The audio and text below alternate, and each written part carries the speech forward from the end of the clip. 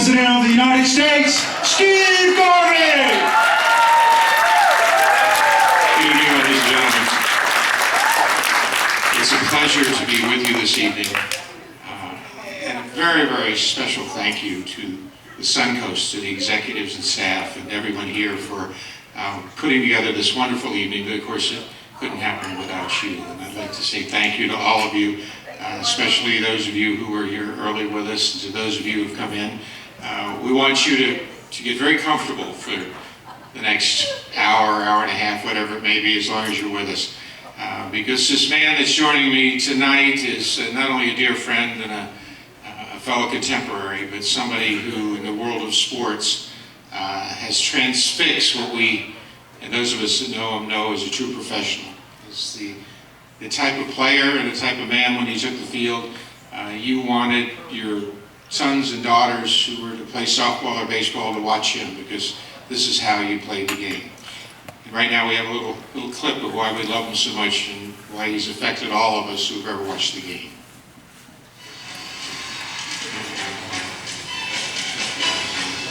Unless you absolutely have killed him, you will never stop him from coming after you.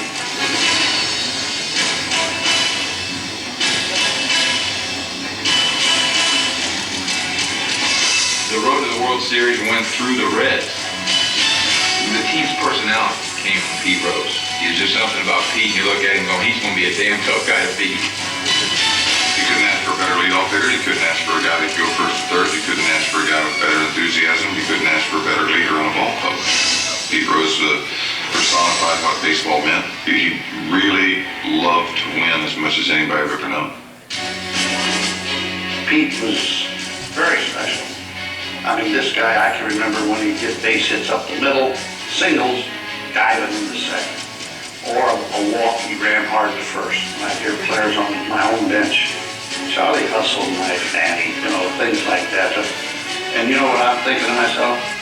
Everybody should play like that. Pete was so consistent, it was unbelievable. I mean, each year, 200 hits, 200 hits, 200 hits.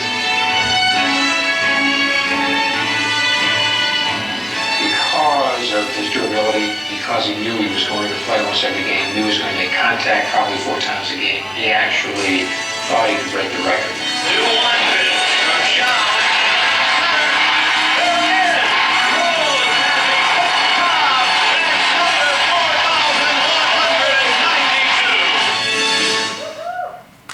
Ladies and gentlemen, Pete Rose. Yes.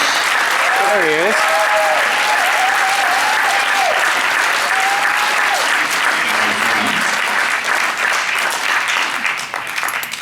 Hey, gang.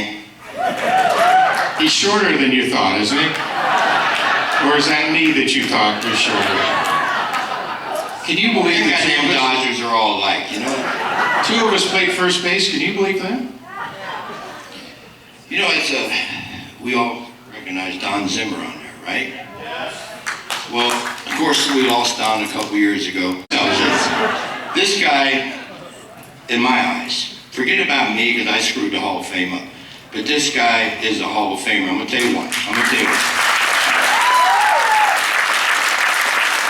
Not only because of statistics, but this gentleman here was the best player for a long time on a really good team. And when you're the best player on a really good team, you got to get the accolades. And he does not get the accolades. Let's talk about 73 to 83, 85. I mean, Dodgers and Reds, I think, the best rivalry in sports. Yeah, it was a good one. Yeah, we hated you guys. We didn't like you very much either. One of the two won it every year. I mean, they won it or we win it. And I never could quite understand why we were in the Western Division and Chicago was in the Eastern Division and St. Louis was in the Eastern Division and us in Atlanta were in the Western Division. I guess the commissioner didn't know geography in them days. But Tommy was sorta. Do you like Tommy? He was my first manager in Ogden the year I signed in 1968. We had arguably the greatest draft in history with Buckner and Valentine, Peshorek, Say, Russell Lopes, and Lasorda was the manager in Ogden, Utah. I actually played for 12 managers, including myself when I was player manager. I was the smartest manager I ever played for. But Sparky was the most successful. That's the way I rate managers, because Sparky, no nonsense. You know, Sparky was the most street smart guy I ever met in my life. He understood people. And that's all managing a baseball team or coaching a basketball or football team is you got 25 different egos under one set of rules. And Sparky's philosophy was this, think about this. There's only 3 ways you can treat a person. You can pat him on the butt, you can kick him in the butt, or leave him alone. How else can you treat a person? You can't kick the guy and he's patted. You can't pat the guy and he's left alone. And Sparky would go into your mind and figure out who wants to bat with a man on 3rd and 2 outs. Yeah. How many did you win, by the way? You won 10 of them with me because I was in 10 and we won all 10. But go ahead. We won 16 out of 17. The only we lost. Almost 1,000. Almost 1,000. 1971 up in Detroit. And when Reggie hit the ball, Doc Ellis. I was there that night. I remember that. Would have went out to Yellowstone Park. That's how far he hit it. And the night before, I'm at this Morton's or Ruth Chris some steakhouse, and I'm eating, and Willie Mays at the next table. And Willie was the best. I mean, Willie, you know, Willie was the best. And we're talking, and he says, I'll be right back. I got to go to the restroom. So he comes back, and Willie, he just looked like Willie Mays. He had light gray sharkskin suit on, nice white shirt and a purple tie. And when he comes back, he's got water all over both sides of his pants. I'm saying, Willie, what the hell's going on? And Willie's like this. He says, man, you ain't gonna believe this. You know, I was in there taking pee, and I said, ain't you Willie Mays?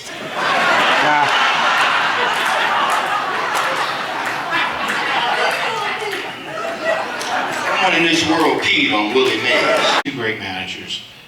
We would take the field 18 times each year, and that'd be 12 all-stars on the field. And the thing I always say about that is, when you realize greatness, or you realize a great competitor, you don't jaw back and forth. You don't have fights. We never had a fight. No. There was never a We disrespect. had too much respect for each other. We respect, we played hard, each manager respected each other. It'd be sold out on a Monday night at Riverfront or a Thursday night at Dodger Stadium. But I know most of you remember those days. It was the golden era before the game changed because of economics, where you played the game a certain way. We were blessed to play it and be able to understand it.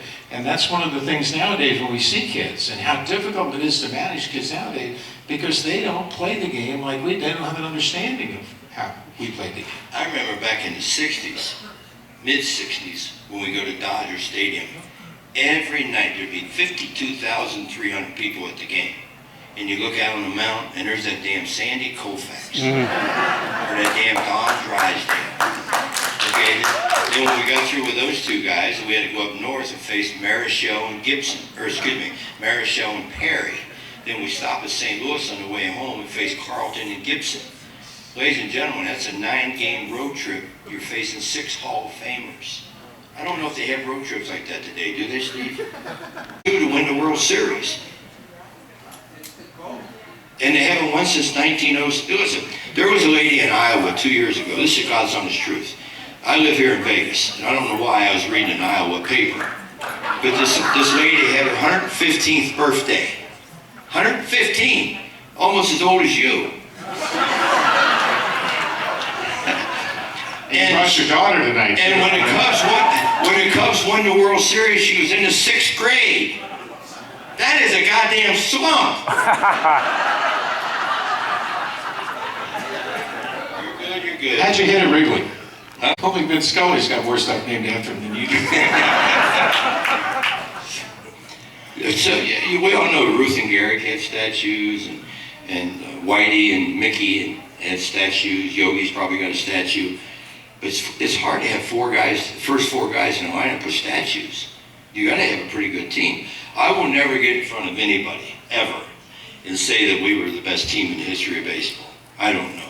But I'm going to tell you one thing that I'll guarantee you. The Big Red Machine was the most entertaining team in the history of baseball. okay? Because we're the only team to date, I don't even think Steve knows this, we had a Hall of Fame manager. We have a white Hall of Famer, a black Hall of Famer, and a Latino Hall of Famer. No other team has ever had that ingredient. Okay? We had a Jewish Hall of Fame. So we're much more diverse than you are. The only Jewish people in baseball own the teams. Koufax was Jewish. Two Jews going to a bar. Do you people know that Sandy Koufax went to the University of Cincinnati on a basketball scholarship? Did you know that? No. What? You learned something tonight. Alex You're with better Koufax. looking than Steve. You learned something else too. Yeah, get out of here. I got 750 doubles. How many home runs did you get? 160. I got 140 If he triples. was on HGH, you would have hit what? 170? Really? Does this remind you of anything? By the way, this is the bat he used. I'm probably the only guy in the room could hit with that bat.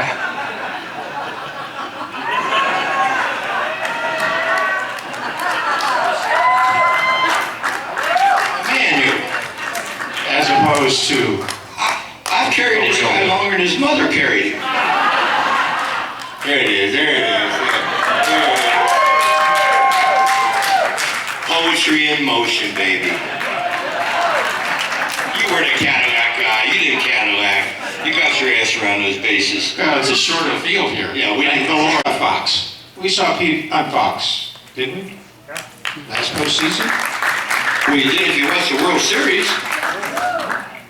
You must have had a good time. Looked like you had a great time. Loved your insight and comments. You had 3 talking heads with you, plus a host. The times when Pete would say just a few words were so poignant because he came from a perspective that young players don't think about anymore. They think about numbers, they think about going out and money.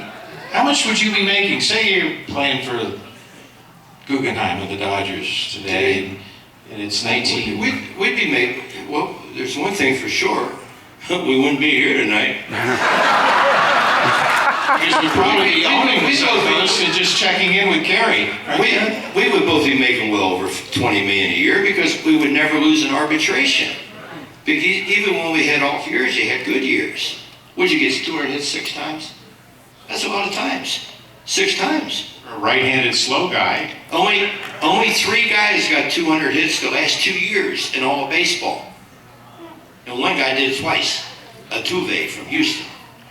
And for you people who have nieces, nephews, grandsons. Are you a Trump fan, by the way? Let's just get politics out of it. Okay, Lion Steve. Lion Ted, boy, don't have a chance. Don't make me come back with something now. Did you see? Maybe come back with... Hey, did you see the route that Trump had to take to get to his speech the other night? He almost fell down 5 times. He was out in the woods behind the damn event because the people were out there fighting. Go ahead, fight, buddy. I'll pick up your attorney fees. Don't worry about it. You want to hit him with the hand on the nuke? Woo! Miss those Reagan days, don't we? Oh man, I've been in Trump's office. He's a great guy. I mean, just like Rudy Giuliani said the other day. He says, you know, Donald Trump is a great guy, and I really like him. I don't know who that guy on TV is. So I guess he's like he is on TV because it's working. You know, he's in front of all the polls. He's working. It's working for him. I don't know if it's good, bad, or different. You know, I'm not allowed to vote, so I don't really give a shit. Tell us, you know, Pete does live here in Las Vegas, and several times a month he's at the... You know, when I was a player, I never went to Las Vegas. Never. That's why I wasn't lucky enough to meet Elvis. I met Frank Sinatra. He sat behind the Dodger dugout in the first row so he could look in the Dodger dugout. He sat behind our dugout so he could look in their dugout. And you go to all the Reds games. But all the stars back in the 70s and 80s, I never went to Vegas. I wasn't a casino gambler, regardless of what you read. Is that because... You know, I'm the biggest gambler in the world. Not really. I'm probably the only guy in this room who won't bet something tonight. Oh. We mean, oh. You like Sinatra? Is that why your favorite song was My Way? We were taking pictures, okay? And this guy comes up. You can identify yourself. He says, hey, let me ask you something. He says, how do you bet baseball? How do you figure it out? How the hell do I know? I said, take the pitchers and take the home teams. He said, okay, thanks. Do you notice Pete's new sketchers? The new I met with him, sure, he was a nice guy, but Rob Manfred. yeah, Ron Manfred. Unlike my attorneys, I didn't think there was any chance he was going to reinstate me. Because he was Bud Selig's assistant for 10 years or so. So why is he going to take over and give me a second chance? Which is fine. Because I'm not going to sit here and talk to you guys and complain about not being in the Hall of Fame. Because I'm the one who screwed that up. I'd rather talk about why he's not in the Hall of Fame, not why I'm not in the Hall of Fame, okay? So, you're not getting my bud, babe. No, I face reality. Listen, going into the Reds Hall of Fame means a lot to me simply because I was born 3 miles from where the Reds play. Okay, the ballpark's on Pete Rose Way.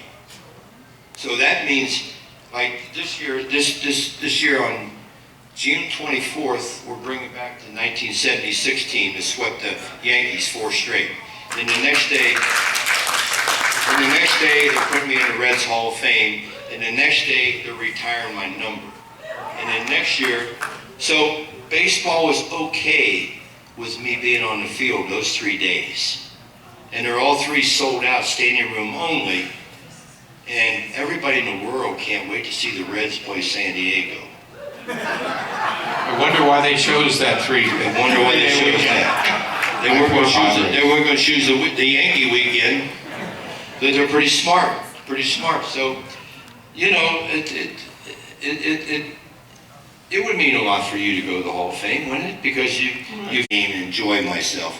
Who gives a damn? What am I supposed to do?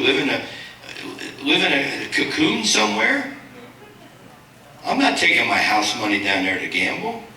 You know, in baseball, they made this big thing about they told me to reconfigure my life. Well, I don't know what that means because they won't tell me. They won't. What do you mean? Just tell me what you want and I'll do it. But I'm not going to move out of Vegas because this is where I make my living. But if you don't want me to bet ever again, just tell me. Just tell me to